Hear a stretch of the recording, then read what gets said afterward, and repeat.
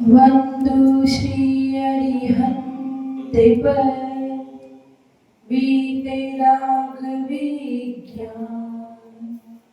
वरिणु वारे भाविना जग जीवने हितचान।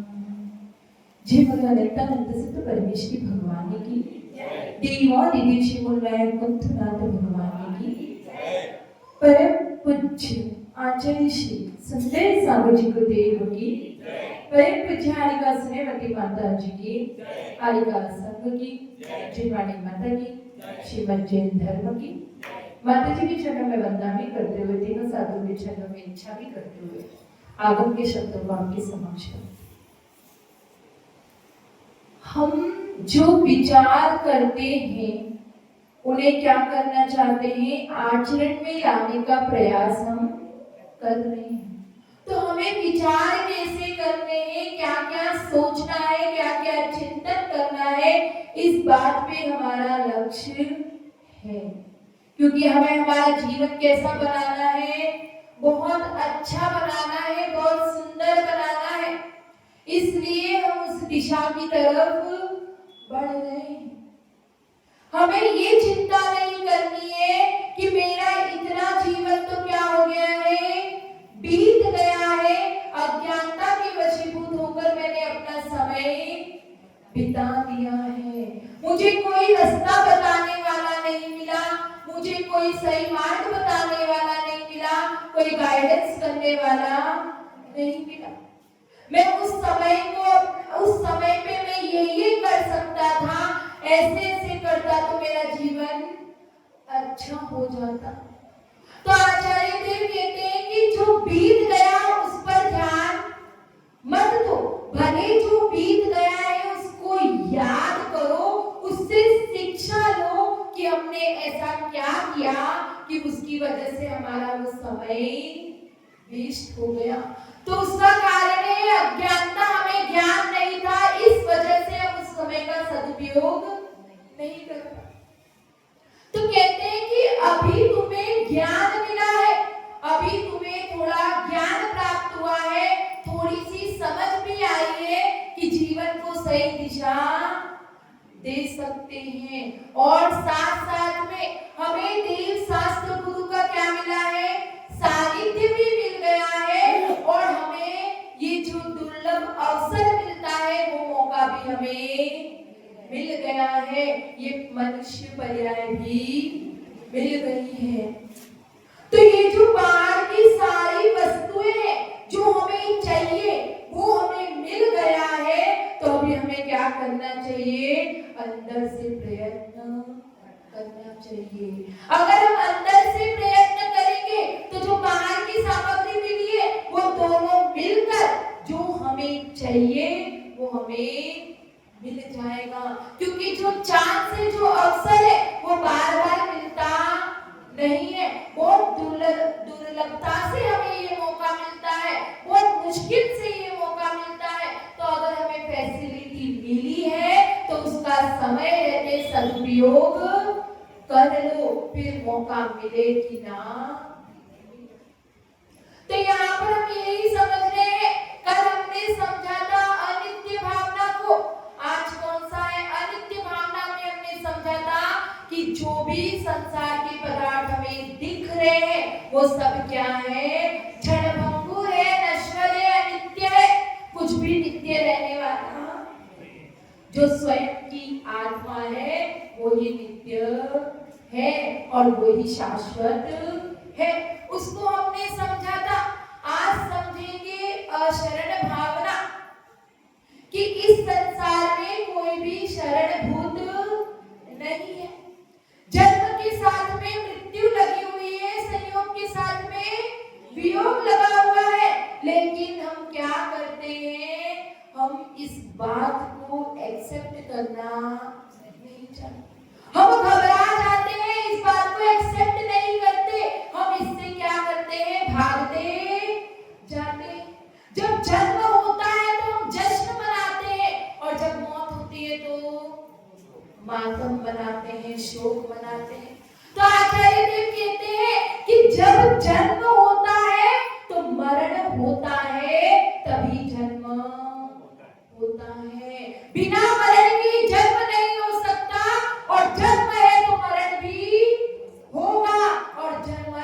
होगा तो ही जन्म होगा। अगर मरण सुनिश्चित, अगर जन्म सुनिश्चित है तो मरण भी सुनिश्चित है। तो अगर हम इस संसार की बात करें तो एक तरफ तो जन्म है और दूसरी तरफ मरण है, और हम मनुष्य उसको स्वीकार करना नहीं चाहते। तो कहते हैं कि जो सत्य है उसको स्वीकार करो, उसको अपनाओ, तो जीवन क्या हो जाएगा, आसान हो जाएगा, कुछ भी मुश्किल लगेगा नहीं। तो कहते हैं जिसने अशरण भावना को मान लिया, अपना लिया, जिसने ये जान लिया कि इस संसार में शरणभूत कुछ भी नहीं है, अगर मौत आई है तो उसे कोई भी बचा नहीं सकता। कुछ भी कर लो, अगर मौत होनी है तो होगी, ये एकदम अकाट्य सत्य है। जब ये बात हमारे दिमाग में बैठ जाती है कि जन्म हुआ है तो मरण तो होगा ही, जब ये बात बैठ जाती है तो हम आतंक से क्या हो जाते हैं, रहित हो जाते हैं। जो ये मरण का डर है, जो ये मरण का भय है, उससे हम क्या हो जाते हैं, रहित हो जाते हैं। क्योंकि जब मरना है ही है तो मैं मरण के बारे में सोच सोच के पल पल क्यों मरूं, है? मरण के बारे में सोच के जब मरना होगा तब मर जाऊंगा, लेकिन उसको पहले से ही सोच सोच कर पल पल क्यों मरूं। इस बात का, इस चीज का डर हमारे अंदर से निकल जाता है। जब इस भावनाओं को पाते हैं तो जो सबसे बड़ा इस संसार का भय क्या है, मृत्यु। तो उस मृत्यु से हम, उस मृत्यु के भय से रहित हो जाते हैं। क्योंकि जब तक आयु है तब तक मुझे कोई मार नहीं सकता, और आयु नहीं है तो मुझे कोई जिला नहीं सकता। जब आयु पूरी होगी तो अपने आप हम मर जाएंगे, और आयु बची है तो हम जिएंगे। तो ऐसा जब हम विचार करते हैं तो दूसरी बात जो होती है अंधविश्वास। कौन सा? अंधविश्वास। उससे हम बच जाते हैं। जो व्यक्ति मौत से डरता है तो उसको पता चल जाए कि तुम अभी मरने वाले हो, तो क्या करता है, तो जो भी संसार में जो उपाय है वो सारे उपाय करने के लिए वो सज्ज हो जाता है। वो मंत्र करवाने चला जाता है, तंत्र करवाने चला जाता है। कोई कहता है ये करोगे तो तुम इससे जी जाओगे, ये करोगे, ऐसा करोगे तो इससे तुम्हारी आयु बढ़ जाएगी, तुम्हें मरण नहीं होगा। तो वो ये सब से बच जाता है, क्योंकि अंधविश्वास क्या कहते हैं, मंत्र तंत्र बचावे ना कोई, कोई भी मंत्र तंत्र अगर तुम्हारा मरण आया है तो कोई भी तुम्हें बचा नहीं सकता। तुम कुछ भी कर लो। जो अंधविश्वास करते हैं वो सबसे बड़े बेवकूफ होते हैं, क्योंकि अंधविश्वास करने से कुछ भी नहीं होता। कितने भी मंत्र करवा लो, कितने भी तंत्र करवा लो, कितने भी आप है ना वज्र के कवच में लोग कितनी सुरक्षा में रहते है कि नहीं। लोग बहुत अपने आसपास बॉडीगार्ड लेकर घूमते हैं। जो सैनिक होते हैं वो वज्र का कवच लगाते हैं, बुलेट प्रूफ जैकेट पहन लेते हैं, तो क्या उनका मरण नहीं होता? उनको मरण, उनका मरण होता ही है। मौत कहीं से भी आकर उसको क्या कर लेती है, पकड़ लेती है, झपट लेती है। मौत से आज तक कोई भी बच नहीं सका। एक राजा था, वो बहुत ज्यादा निर्विकल्प, बहुत चिंता से रहित रहता था। उसे किसी बात का कुछ भी डर ही नहीं लगता। तो एक व्यक्ति उसके पास में पहुंचा और कहता है कि आपको डर नहीं लगता? तो कहता है कि नहीं, मैं तो बहुत शक्तिशाली हूँ, मुझे किसी से किसी भी प्रकार का डर नहीं लगता। तो व्यक्ति कहता है कि तुम्हें मरण से भी डर नहीं लगता, मौत से भी डर नहीं लगता? तो वो कहता है कि नहीं, मुझे मौत से भी डर नहीं लगता। तो क्यों? क्योंकि मेरे पास में एक ऐसा घोड़ा है जो बहुत तेज भागता है, और अगर मेरा मौत आएगी तो मैं उस घोड़े पे बैठूंगा और बहुत तेज भागूंगा। और ऐसा ही हुआ। एक दिन उसको एहसास हुआ कि मौत आ रही है। अब उसने क्या किया,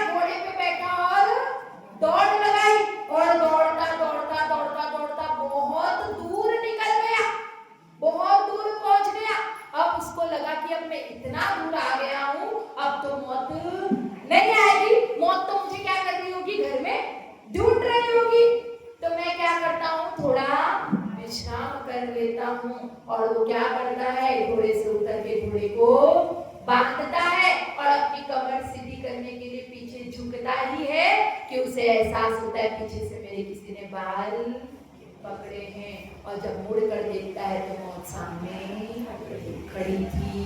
तो कहता है कि क्या तुम यहाँ पर भी आ गई? तो वो कहती है कि मैं तुम्हें ही लेने आ रही थी, अच्छा हुआ तुम मुझे यहीं पर मिल गए, नहीं तो मुझे और कितना भागना पड़ता। तो कहते हैं कि जितना तुम मौत से दूर भागोगे उतना ही मौत तुम्हारे पास में आएगी। तो फिर क्या करे, क्या करे? जीना छोड़ दे? नहीं, जीना तो है लेकिन उस मरने का डर खत्म कर दो, उस मरने का आतंक खत्म कर दो और ये बात मन में बिठा लो, कुछ भी कर लेंगे लेकिन मरण तो जब होना होगा, जब आयु का क्षय होगा तब होगा ही होगा। और जब आयु का क्षय नहीं हुआ है तो कोई हमें मार नहीं सकता और आयु का क्षय हो गया तो कोई हमें जिला नहीं सकता। रियल एग्जांपल बताती हूँ, सुना है तो बता रही हूँ कि एक बच्चा अपना स्कूटी लेकर जा रहा था, रियल है, सच्ची घटना है। स्कूटी लेकर जा रहा था तो क्या हुआ, वो रेलवे क्रॉसिंग से गुजरा। अब वहां से गुजरा तो क्या होता है, ट्रेन जाने वाली थी तो वो क्रॉसिंग बंद थी। अब वो वहां पर रुका और एक क्या होता है, स्कूटी में एक पैर ऊपर और एक पैर नीचे रख के खड़े रहते हैं। तो वो वैसे ही खड़ा था और संयोग से क्या हुआ, वहां ऊपर चील सांप को लेकर जा रहा था और वो सांप को लेकर वहीं से गुजरा और वहीं पे वो सांप छूट गया और वो सांप बहुत गुस्से में था और उस बच्चे के पैर पे गिरा और वहीं पे उसने उसको डस लिया और तुरंत उसको डसते वो चील वापस आया और उस सांप को उठाकर ले गया। देखो कहां उसका कोई संयोग नहीं, लेकिन मौत आनी थी तो वो चील और वो सांप बस उतने से समय के लिए निमित्त बन गए, छूटा और वापस लेकर गया, उतने में उसका मरण हो गया।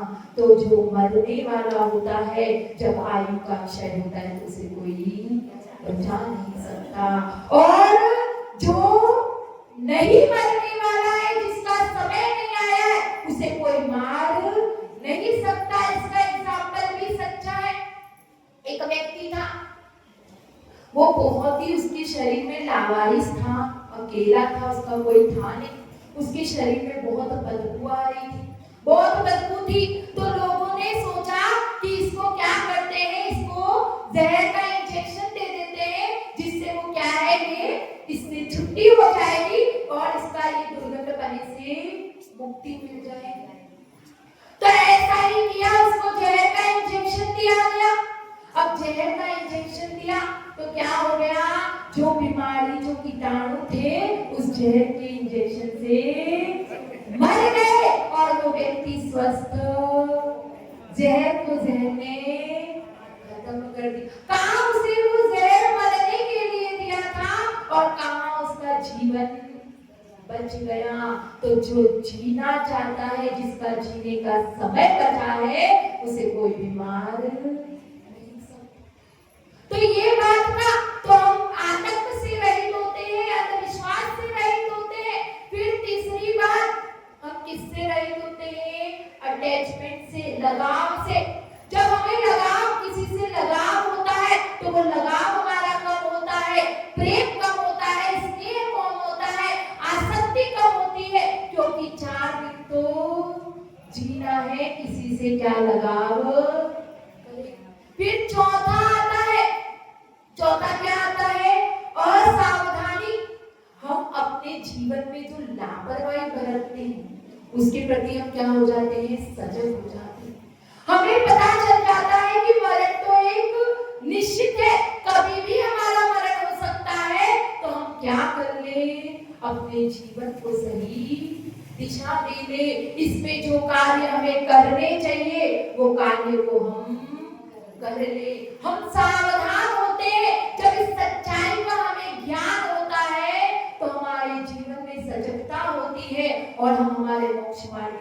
कदम बढ़ा सकते हैं और समय रहते अपने इस जीवन का सदुपयोग कर सकते हैं। तो कहते हैं कवि मंगत राय जी क्या कहते हैं, काल सिंह ने व्रत चेतन को घेरा भवन में, नहीं बचावन हारा कोई यो समझो वन में।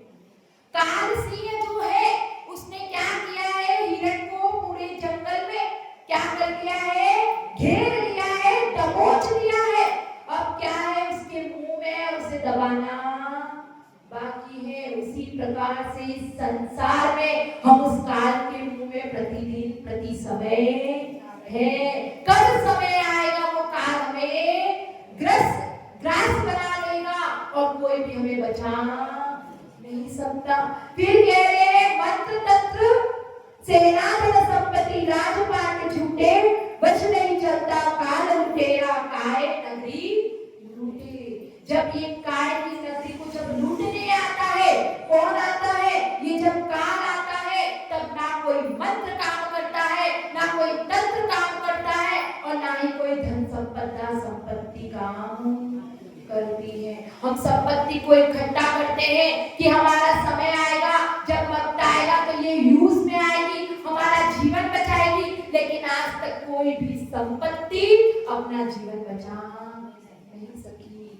जो अमीर था, सिकंदर कितना अमीर था, कितनी संपत्ति थी उसके पास में, लेकिन उसने कितने हकीमों से, कितने वैद्यों से उसने कहा था कि मुझे क्या करो, थोड़ा सा समय जिला दो ताकि मैं अपनी माँ को देख सकूं, लेकिन कोई भी हकीम, कोई भी वैद्य उसे ज्यादा समय नहीं दिला सका। क्या अभी हम इस बात से ये हमें होता है कि हमें किसी से अपेक्षा नहीं करनी है, क्योंकि अगर हम अपेक्षा करेंगे तो उपेक्षा होगी। हम इस संसार में शरण मांगने जाते हैं, हम क्या करते हैं कि हमारा ये पुत्र, हमारा ये मित्र, हमारी ये माता हमें क्या करेगी, शरण देगी। लेकिन कोई भी अगर हम जा रहे हैं, हम मरणशैया पे, तो पुत्र क्या कर सकता है, डॉक्टर को बुला सकता है, दवाई दे सकता है, उसकी उतनी ही कैपेसिटी है, उतना ही लिमिटेशन है। क्या वो अपनी श्वास निकाल कर आपको दे सकता है क्या, कि थोड़ा टाइम मेरी श्वास ले लो और आप जी लो? ऐसा कोई भी इस संसार में कर नहीं सकता, क्योंकि सबकी अपनी अपनी लिमिटेशन है। इसीलिए हमें एहसास होता है कि कोई कितना भी अपना क्यों ना हो, लेकिन हमें शरण दे ही नहीं सकता। फिर कह रहे चक्र रत्न धरसा भाई काम नहीं आया, एक तीर के लगन कृष्ण की विनष्ट गई काया। जो हलधर जैसा भाई था बलराम, वो भी काम नहीं आ सका, उसके एक तीर से उसकी काया क्या हो गई, खत्म हो गई। जब नेमिनाथ भगवान की सभव शरण में क्या हुआ था, दिव्य ध्वनि खीरी थी कि क्या होगा, जो द्विपायन मुनि है उनके निमित्त से द्वारिका जलेगी, और जो जनक कुमार है उसके द्वारा क्या होगा, कृष्ण का मरण होगा। और दोनों से राम के वशीभूत होकर क्या करना चाहते थे, जो दिव्य ध्वनि खीरी थी उससे उल्टा काम करना चाहते थे। दोनों जंगल में चले गए, भाई की प्रेम की वशीभूत होकर उसने 12 वर्ष तक जंगल का समय काटा, वहां पर वो रहा। फिर क्या हुआ, जो द्वारिका, जो विपायन मुनिराज थे, उनको लगा 12 वर्ष हो गए, लेकिन 1 महीना बाकी था, और वो वहीं पर द्वारिका के पास में आ गए, और जो शराब बाहर पिघवाई थी वो यादव कुमार ने पी ली, और उससे उन्मत्त होकर उन्होंने उस पर उपसर्ग किया, और उन्होंने क्रोध में आके द्वारिका जला दी। यहीं पर जरद कुमार जो अपना वन में था, उसने क्या समझा, हिरण है, और उसने बाण चला दिया, और कृष्ण का मरण हो गया।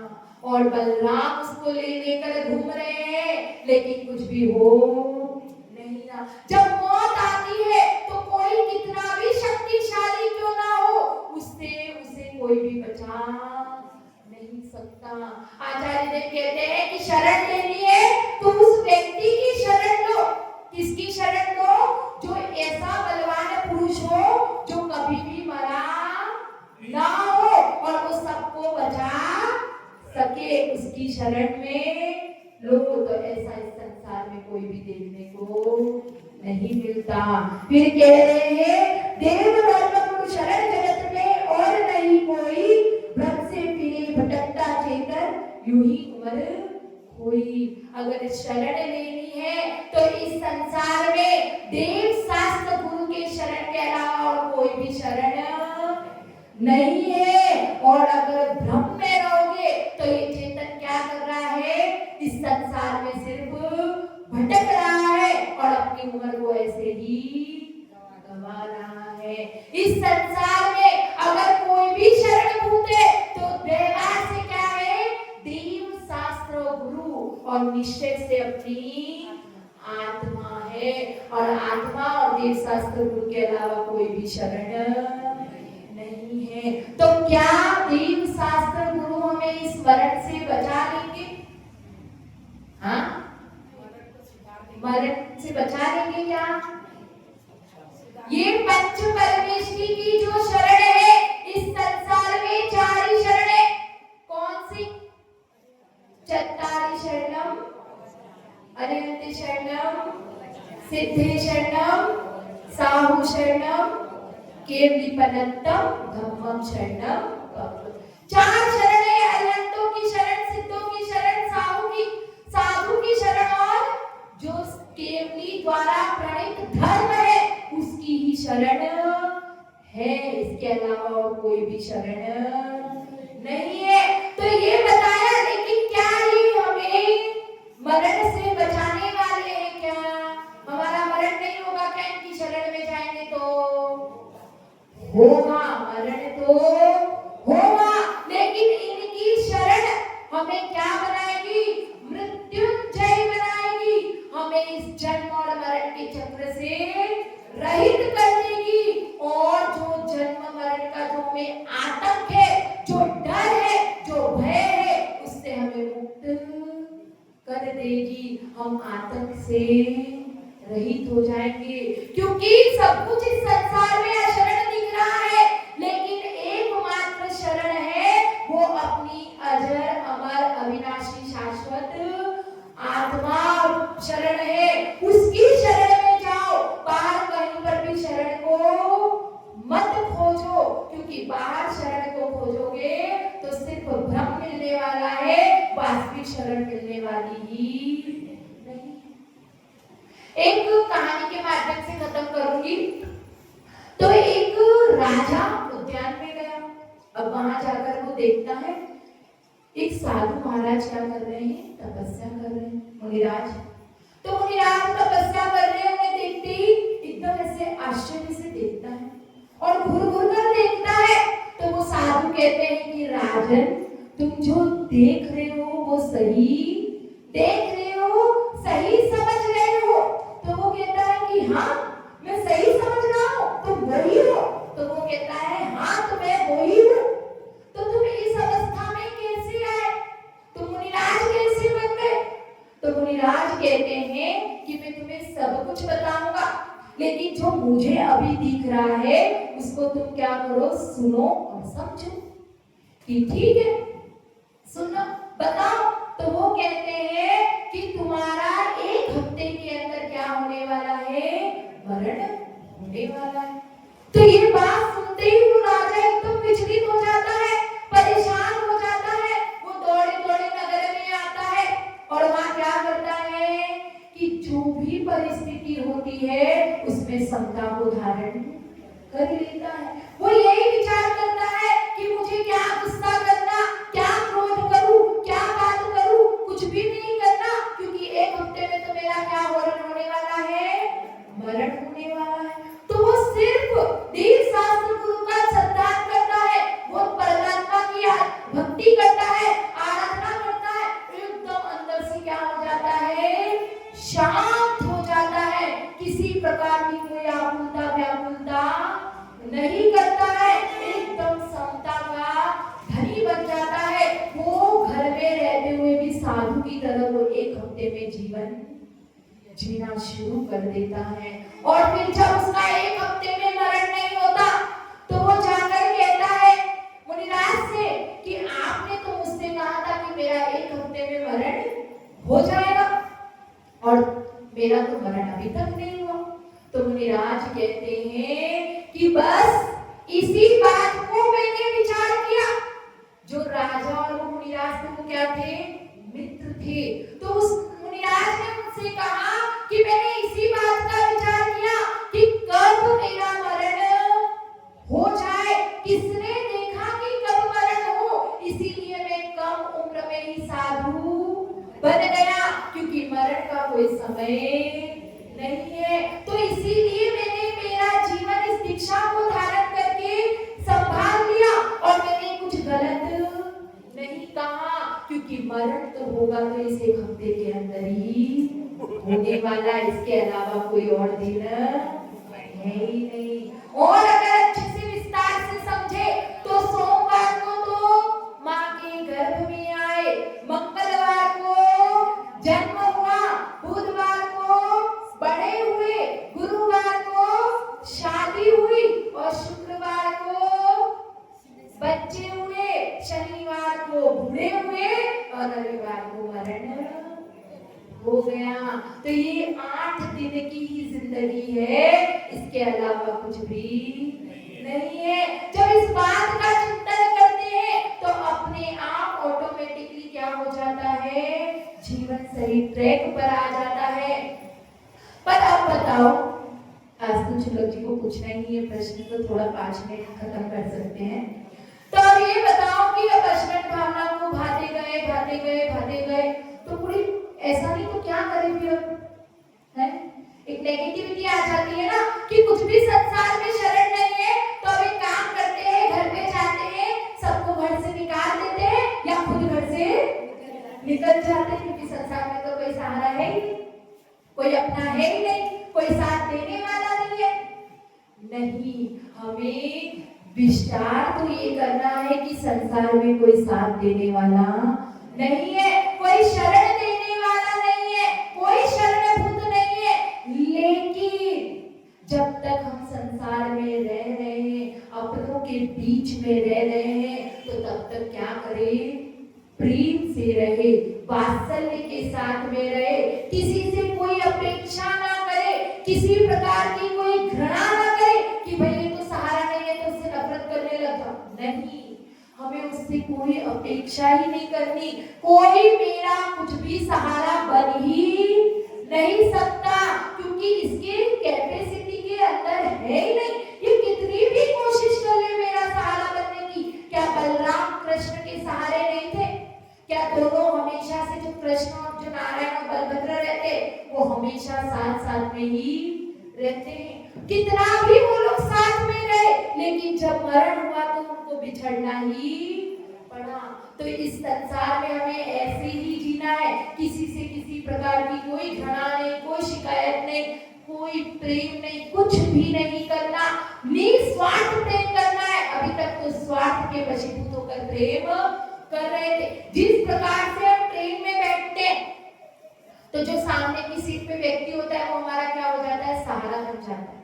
जितने टाइम का सफर होता है क्या होता है? उससे हम सारी बातें करते हैं, बहुत अच्छे से पूरा समय निकाल लेते हैं, बहुत सहारा बन जाता है उस समय के लिए। वो सारे दिन की बात उससे करते हैं, लेकिन साथ में ये पता होता है कि इसका स्टेशन आएगा तो ये उतर जाएगा। तो क्या करते हैं? तो स्टेशन आएगा, उतरने ही वाला है, तो क्यों इससे अच्छे से बात ना करे, क्यों इससे बुरी बात करे, क्यों इससे घृणा करे?